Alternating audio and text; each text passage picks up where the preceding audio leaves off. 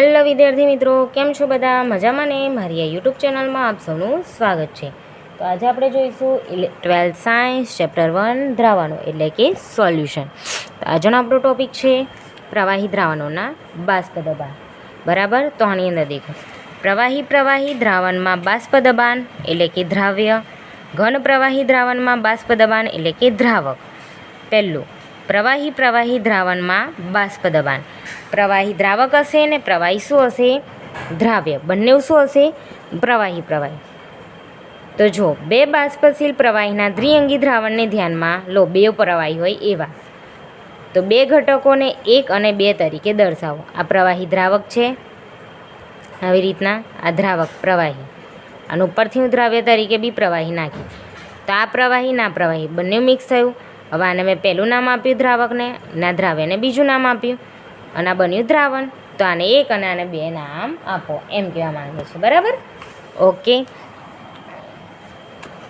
હવે આગળ, જો આ બંને બાષ્પશીલ પ્રવાહીને બંધ પાત્રમાં લેવામાં આવે તો બંને ઘટકો બાષ્પીભવન પામશે.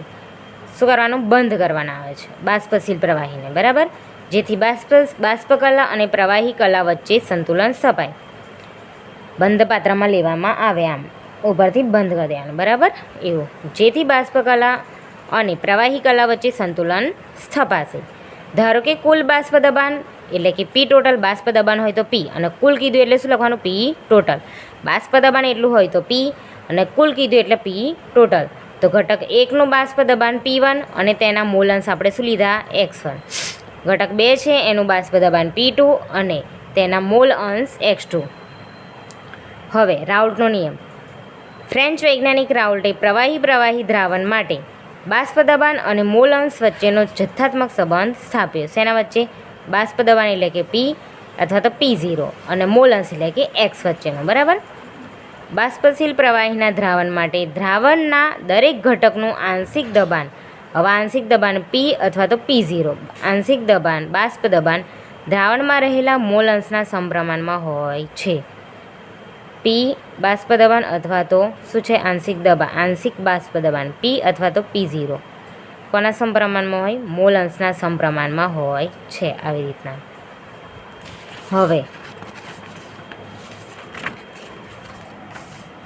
ડાલ્ટનના આંશિક બાષ્પ દબાણના નિયમ અનુસાર, હવે ડાલ્ટનનો નિયમ કે P1 બાષ્પ દબાણ હતું, આંશિક બાષ્પ દબાણ કોના સમપ્રમાણમાં હોય? મોલ અંશના. તો P1 પ્રોપોર્શનલ ટુ X1 એટલે કે P1 ચલે છે X1. તો P1 બરાબર P01 ઇન્ટુ X1. હવે પ્રોપોર્શનલ ટુ ચલે છે એની જગ્યાએ શું મૂકી દીધું? હવે એ ચલે છે હટાવી દીધું એટલે શું મૂક્યું? શું કહેવાય પેલું? આ ચલે છે, આની જગ્યાએ આપણે કોઈ અચળાંક મૂકવો પડે તો શું મૂક્યો? P01. જો P01 X1, તો મેં આ લખ્યું P01 X1. તો P ટોટલ બરાબર P1 પ્લસ P2. તો P ટોટલ બરાબર P01 X1 plus P02 X2. બરાબર, P1ની જગ્યાએ મૂકીએ તો P2ની જગ્યાએ શું મૂકવાનું?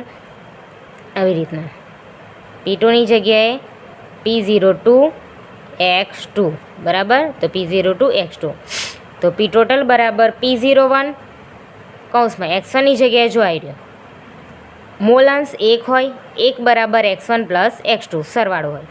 તો અમારે X1 સૂત્રનો કરતાં જોઈએ છે તો X2 કઈ જાય? સામે. તો X1 બરાબર 1, આ પ્લસ હતા તો શું થઈ જશે? સામે જાય તો માઇનસ, તો 1 માઇનસ X2.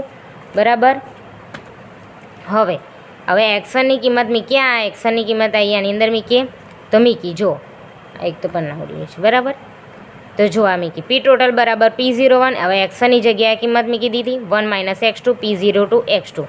હવે P01 છે, હવે કૌંસમાં બે સંખ્યા છે, બેને વારાફરતી ગુણાય. પહેલાં 1 જોડે ગુણાશે, પછી X2 જોડે ગણાશે. બરાબર, તો P01 ગુણ્યા 1 એટલે P01, P01 ગુણ્યા X2 એટલે P02 X2. બરાબર, પણ કેવા આવશે? માઇનસ.